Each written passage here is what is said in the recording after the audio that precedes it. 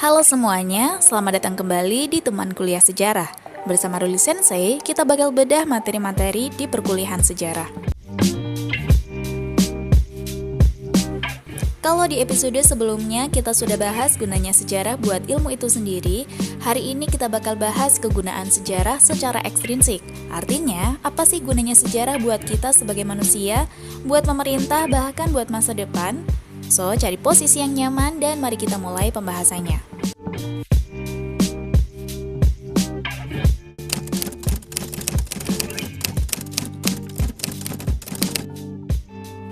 Pertama, sejarah itu punya fungsi edukatif, tapi bukan pendidikan moral yang hitam putih saja.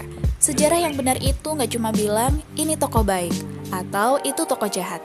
Sejarah itu menyajikan fakta tentang kepahlawanan atau penjajahan, lalu membiarkan kita menarik kesimpulan moralnya sendiri.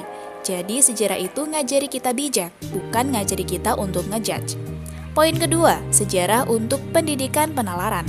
Sejarah melatih kita buat nggak jadi orang yang sumbu pendek, karena sejarah ngajari kita buat nggak percaya pada sebab tunggal atau monokasual. Misalnya, kalau ada peristiwa besar itu pasti jalinan dari banyak faktor atau multikasual. Belajar sejarah bikin kita paham kalau dunia ini nggak sesederhana karena dia gitu, maka pasti gini. Ini penting banget biar kita nggak gampang terhasut paham radikal atau pikiran sempit. Nah, sebelum Ruli Sensei lanjut, Ruli Sensei pengen tanya nih, pernah nggak sih kalian ngalamin suatu kejadian yang awalnya kalian pikir penyebabnya cuma satu, ternyata pas dipikir-pikir lagi banyak banget faktornya? Coba share di kolom komentar ya.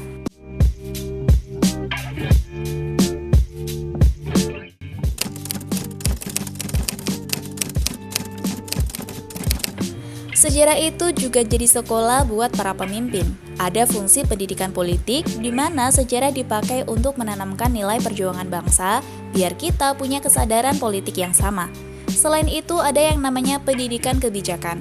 Bayangkan para menteri atau pejabat. Mereka harusnya bisa belajar dari kegagalan atau keberhasilan kebijakan masa lalu. Kalau mereka belajar sejarah, mereka nggak bakal jatuh di lubang yang sama. Terus sejarah juga ngajarin soal perubahan. Masyarakat itu nggak pernah diam, pasti bergerak. Dengan melihat pola masa lalu, pengusaha, pemerintah, politisi, dan kita semua bisa antisipasi arah perkembangan zaman. Jadi kita nggak bakal kaget kalau ada perubahan di masa depan.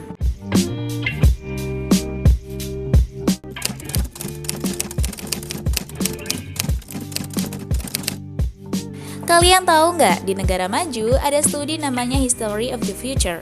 Beneran, sejarah dipakai buat mengelola tren masa lalu biar bisa merancang masa depan yang lebih terukur. Belajar sejarah juga mengajari kita soal perasaan. Ada fungsi pendidikan estetika. Pas kalian lihat Borobudur atau gedung-gedung tua di kota tua Jakarta, kalian ngerasa itu indah. Namun, kalian akan merasa jauh lebih indah bukan cuma karena bentuknya, ketika kalian tahu nyawa atau sejarah di baliknya. Mengetahui sejarah bikin kita makin jatuh cinta sama warisan budaya kita. Estetikanya jadi dapet banget.